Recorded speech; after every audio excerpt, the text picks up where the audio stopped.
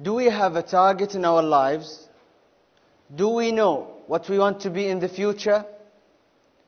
As we answer those questions, our lives begin. So let's begin it positively towards a better future, and why not from now? Why not? Ladies and gentlemen, good morning. Life is changing all the time.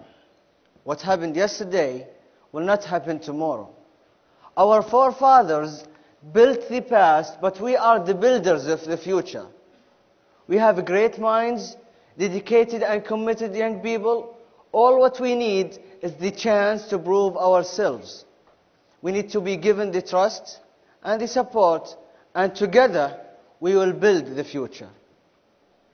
Now, we all have a target. And to be a person with a positive target is a powerful thing that would help you a lot in your life. For example, if you say, I want to be a doctor, this is a positive target. On the other hand, if you say, I want to be a man or a person with a lot of money, this is not a positive target. You know why? Because the doctor may have a lot of money, and the thief may have too. And you can clearly see the differences between the doctor's and the thief's money.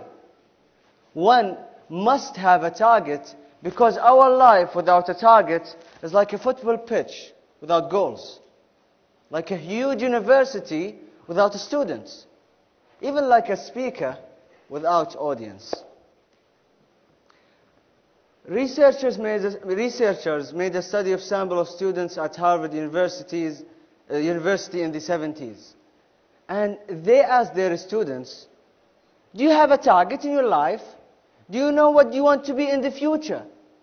You'll be surprised to know that only 3% said, yes, we do have a target. A remaining 97% said, no, we don't. After 20 years, they found that these 3% own more than 90%. Listen to this. Own more than 90% of the property of these 100 together. Can you imagine that? Now, one of the goals of this conference is to discuss how to improve the educational system in the Middle East. And I have a hint. It's having a goal. Each individual person in our society must have a goal. Why is that? Because it's the key of success. For example, teaching the students the curriculum without motivating them to have a goal, just like teaching a person fishing without making sure that he knows what to do with the fish. And do you know what's the biggest challenge a person would face while achieving his or her goal? Our biggest challenge is the one that we create in our minds. It may have no existence in reality. And if it exists, believe me, we will be able to solve it once we believe in ourselves.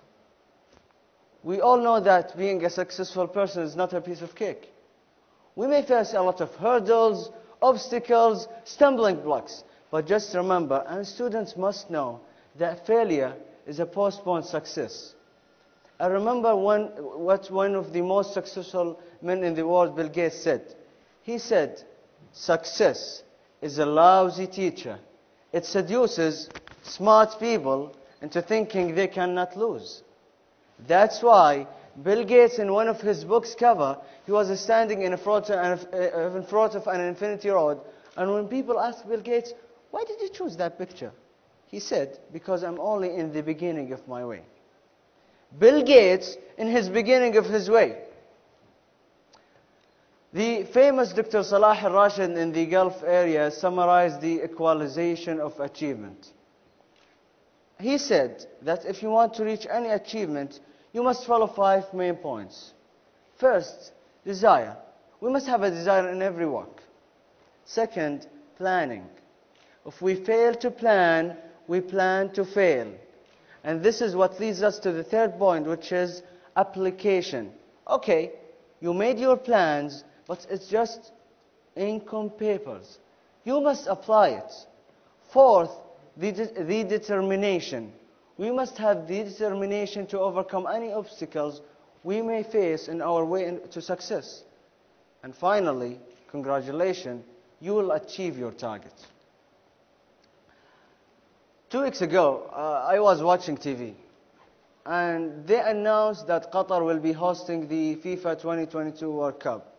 And by the way, we congratulate them, and we are very proud of them.